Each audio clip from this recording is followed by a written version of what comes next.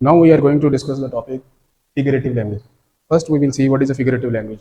When word means other than the real meaning, मतलब अगर कोई ऐसा वर्ड जो उसके रियल मीनिंग से कोई और मीनिंग दे रहा हो तो वो उसको हम फिगरेटिव लैंग्वेज बोलते हैं। फिगरेटिव लैंग्वेज में सबसे पहले सिमिली है। सिमिली को देख लेते हैं क्या है, comparison of two unlike things. Unlike मतलब जो सेम ना हो, ठीक है। दो डिफरेंट दो जो सेम ना हो उनका दो चीज़ों का अगर कंपैरिजन करें यूजिंग एज और लाइक, एज और लाइक का सेंटेंस में यूज़ करते हुए तशबीह देते हुए तो फिर वो सिमिली होगा। इसकी एग्जांपल देख लेते हैं, the sun is like a yellow ball of fire. Sun का कंपैरिजन किससे हो रहा है, फायर से, ठीक है। दो चीज़ों का कंपैरिजन हो रहा है और लाइक का इस्तेमाल हुआ है, ठीक है। वो कह रहे सूरज जो है येलो बॉल ऑफ फायर, इसका मीनिंग ये बना है सूरज जो है वो आग की पीली बाल की तरह है। तरह यानी अगर हम उर्दू में अगर कहें तो सिमिली क्या आता है, जब हम उसमें तरह जैसा इस तरह का वर्ड यूज़ करें तो वो सिमिली होता है। जिस तरह वो चांद की तरह खूबसूरत है, तरह का वर्ड यूज़ कर लिया, ठीक है। वो शेर जैसा है, तरह जैसे, इस तरह के वर्ड उर्दू में। और इंग्लिश में लाइक और एज आ जाता है, ठीक है। He is as fast as tiger, as use किया है तो वो भी सिमिली है, ठीक है। Metaphor comparison of two unlike things, मतलब दो, ये भी वही चीज़ ही है, ठीक है। दो डिफरेंट चीज़ों का कंपैरिजन कर रहे हैं विदाउट एज और लाइक। इसमें हम फिर एज और लाइक यूज़ नहीं करते, डायरेक्ट कंपैरिजन कर देते हैं, ठीक है। किसी भी ऐसी चीज़ का इस्तेमाल नहीं करते, किसी फिगरेटिव वर्ड का यूज़ नहीं करते, डायरेक्ट कंपैरिजन कर देते हैं। वो उसको कहते हैं मेटाफर। जैसे कि एग्जाम्पल देख रहे हैं, Ali is a line, Ali शेर है। यानी इसमें एज और लाइक यूज़ नहीं किया, यानी अली शेर है। डायरेक्ट हम अली को शेर कह दिया। शेर क्यों कहा, क्योंकि वो मतलब बहादुर होगा या स्ट्रॉन्ग होगा।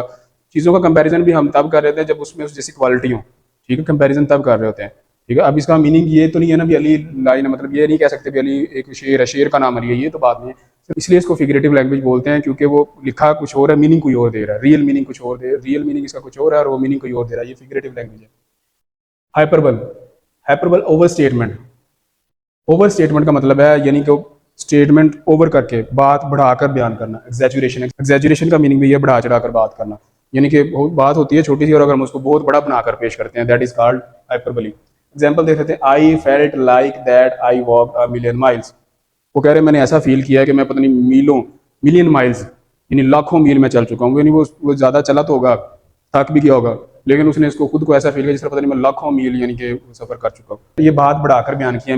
मिलियन माइल जो है लाखों मील इंसान से नहीं चला जाता, तो ये बढ़ा चढ़ाकर बयान किया गया, ठीक है। एग्जैजुरेशन है, ओवर स्टेटमेंट है। इसके अलावा और हम कह सकते हैं यानी मुझे इतनी भूख लगी हुई थी कि मैंने पूरा बकरा ही खा लिया। इसका मतलब ये भी इंसान ने पूरा बकरा खा लिया, बात बढ़ा चढ़ाकर बयान की है। पर्सोनिफिकेशन होता है giving human qualities to the non living things. कोई गैर जानदार चीज़ है उसको इंसानों जैसी क्वालिटी दे देना, that is called personification. Person, person बना के पेश कर देना। एग्जांपल है, लीव्स आर डांसिंग। तो लीव्स जो है वो डांस तो करते नहीं, क्योंकि लीव्स जो हवा की वजह से ज़्यादा हिल रहे होंगे, हिलजुल रहे होंगे, इसलिए तो उसको डांसिंग क्वालिटी जो है वो ह्यूमन की क्वालिटी, उसको ह्यूमन की क्वालिटी दे दी गई है। तो जब ह्यूमन की क्वालिटी दे दी जाए वो पर्सोनिफिकेशन होता है, ठीक है। इसी तरह कोई और चीज़ है जो इंसानों की तरह कर रही है, नॉन लिविंग चीज़ है, तो हम उसको पर्सोनिफिकेशन कह देते हैं, ठीक है। लेट्स सपोज अगर कोई हवा चल रही है, लीव्स है, ठीक है, वो लीव्स सरसराहट की आवाज़ आ रही है तो हम कह सकते हैं लीव्स विस्पर, वो सरगोशी कर रहे हैं। सरगोशी तो इंसान करते हैं, ह्यूमन क्वालिटीज, हम लीव्स को कह रहे हैं। तो इसलिए किसी भी नॉन लिविंग चीज़ को लिविंग की क्वालिटी दे देना पर्सोनिफिकेशन है। Alliteration, repetition of initial consonant sound. Initial मतलब स्टार्टिंग, ठीक है। कोई सेंटेंस लिखा हुआ है, हर वर्ड का पहला letter, initial letter, starting letter repeat हो रहा है, और वो कौन सा है, कॉन्सोनेंट है। यानी वावल के अलावा जितने भी लेटर वो सारे कॉन्सोनेंट है। अगर पहला कॉन्सोनेंट लेटर बार बार रिपीट हो रहा है सेंटेंस में, वर्ड में पहला लेटर बार बार आ रहा है, वो एलिट्रेशन होगा, ठीक है। एग्जाम्पल देख लेते हैं, he help his head in project. He H sound है, ठीक है। हेल्प हिज हैंड, ठीक है। ये अब सारे के सारे पहला लेटर इनका रिपीट हो रहा है। जब पहला लेटर रिपीट हो रहा है एच का ही।